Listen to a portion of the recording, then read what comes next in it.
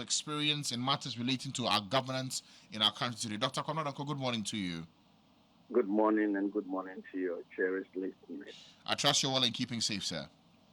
By the grace of God, I'm doing well in Pru East. Oh, you are speaking to us from Pru East this morning? Yes, please. Oh, great. I'm sure you're monitoring the limited voter registration exercise. How is it going in your constituency? Well, so far so good. There were initial hitches and glitches of technology, but I believe we are on course. All right. So, the reason we had to get in touch with you this morning, it's also on the change of leadership at the NIB. They have appointed the new NIB boss.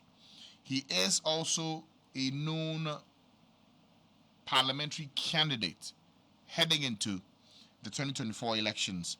For you, Dr. Konodonko, what do you make of this appointment? It is a most worrying appointment.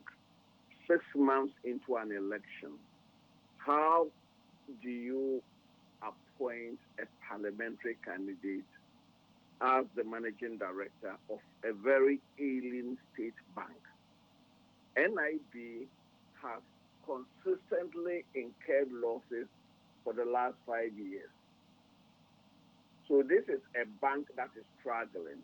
It is struggling because of one, undercapitalization, to the indebtedness of contractors and other borrowers to the bank.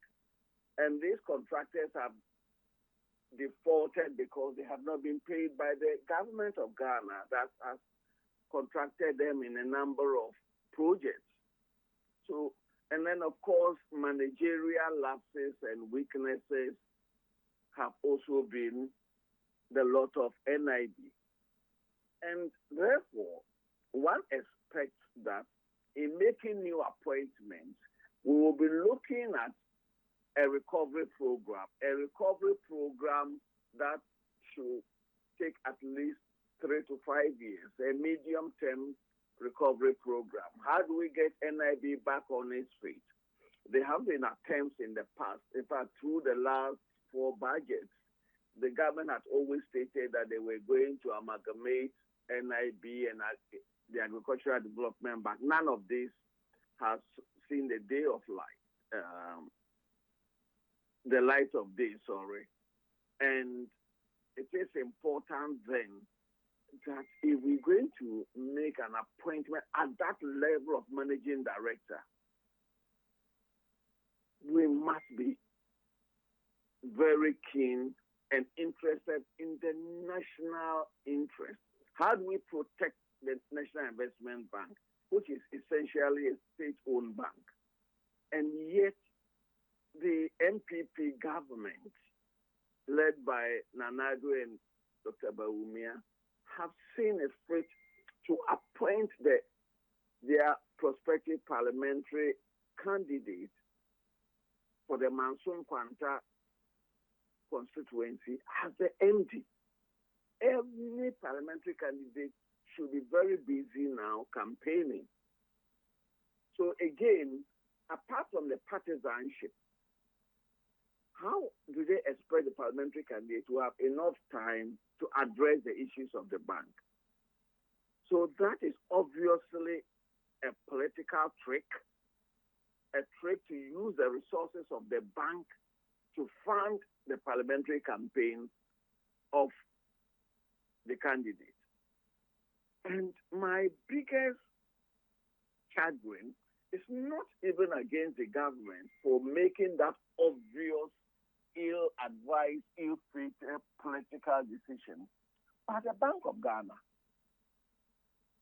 Under the law, the Bank of Ghana must approve the appointment of senior officers of every bank in this country. Directors, managing directors, and principal officers. That's what the law says. Must be approved, vetted and approved by the Bank of Ghana. How in God's name will the Bank of Ghana approve the appointment of a parliamentary candidate as the managing director of an ailing state bank. It beats my understanding. There are some who would argue that if he has the requisite financial, or shall I say academic and experiential competence, why not let him have the shot, or make a case for him to abdicate his parliamentary ambitions and then lead the bank for its revive? Well, has he abdicated? No. He's still the parliamentary candidate. If he had abdicated, then the charge will be that we are appointing a crony or a political favorite. But this man is still the parliamentary candidate. So why do we do this to ourselves as a nation? Are we in short of human capital that we cannot find any other professional with sufficient experience and competence to lead the attempt at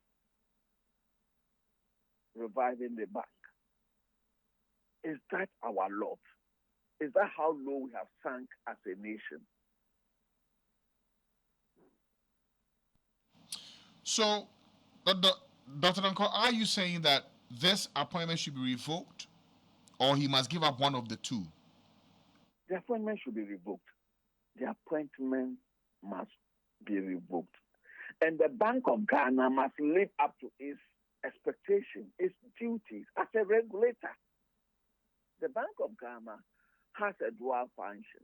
Its major function, the first function, is as a regulator of the banking and financial space in which it operates, deposit taking for that matter.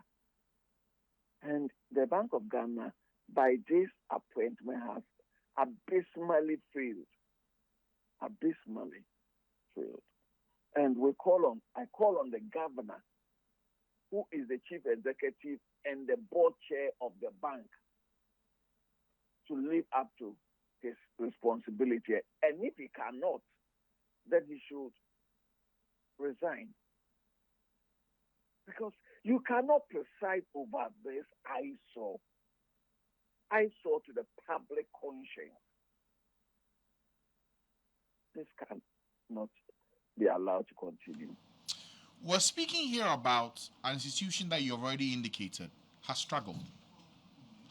That being the National Investment Bank, the NIB. Why do you think this crucial state bank is in such a difficult position? Well, as I stated earlier, it is undercapitalized. And when a going concern, particularly a commercial entity, is undercapitalized, it behoves on the shareholders to inject capital, inject fresh capital into the bank. So again, the blame can be put squarely at the feet of the Ghanaian state, because we are the shareholder. We need to recapitalize the bank. And then again, it has a big default logbook. A number of loans have not been repaid.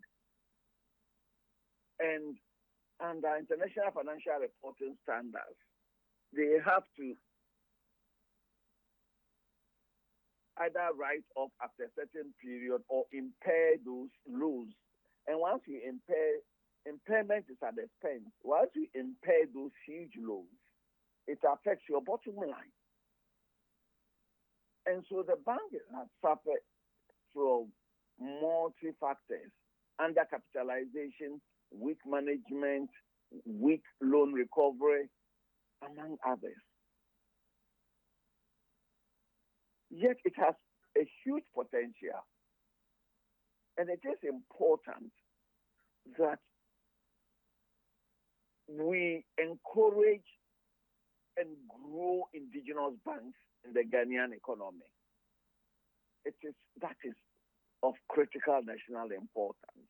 But in doing that, we can only do that in appointing competent professional leadership to Ghanaian banks and allow them to operate as such, as businesses, as commercial institutions, and not as appendages of government.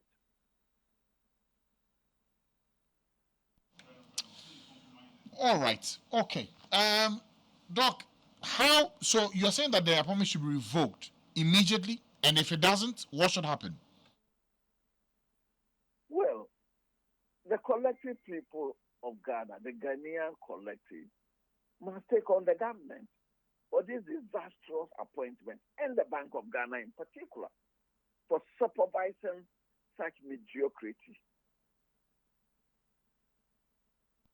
All right, Dr. Donkor, thank you so much for your time this morning and for joining us. We're grateful. Thank you. Member of Parliament for Pru East, Dr. Donkor, sharing his thoughts with us this morning about the decision by the President to appoint